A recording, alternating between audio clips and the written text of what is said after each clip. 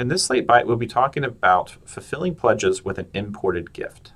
An imported gift can fulfill a pledge by matching to the pledge's external ID, the pledge's identity, or using the same ordinal upon import. We'll be talking about all three options in this video. Now let's take a look at a file. Our best practice recommendation for the file format is to have one row per gift. On that row, you want to include the information for who should receive the gift, as well as the gift information, and either the pledge external ID or the pledge identity. The pledge external ID is typically going to be the legacy ID imported when the pledge was first created on the record. This is in contrast to the pledge identity, which is a Slate-created unique ID for the pledge when the pledge is created on the record. Typically, if you're importing your legacy gift information, you're going to be matching to the pledge external ID in this scenario. In this import, we're matching to the existing record in Slate who should receive the gift by their Slate ID. We've gone ahead and mapped the gift source fields to their destinations, the fund, amount, status, and type. When it comes to identifying which pledge the gift should be fulfilling, we're mapping the pledge external ID source field to the gift fulfillment external ID destination. If we're using the pledge identity in our file, we would map that to the gift fulfillment identity destination.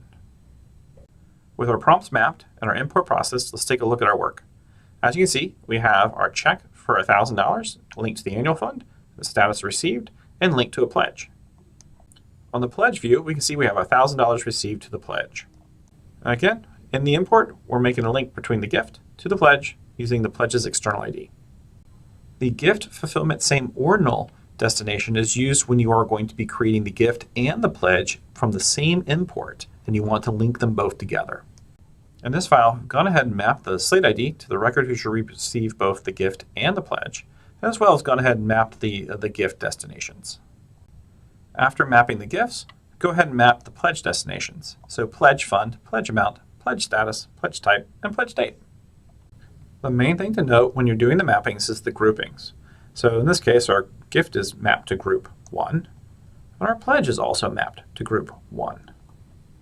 In the static mapping section, we're going to add the gift fulfillment same ordinal.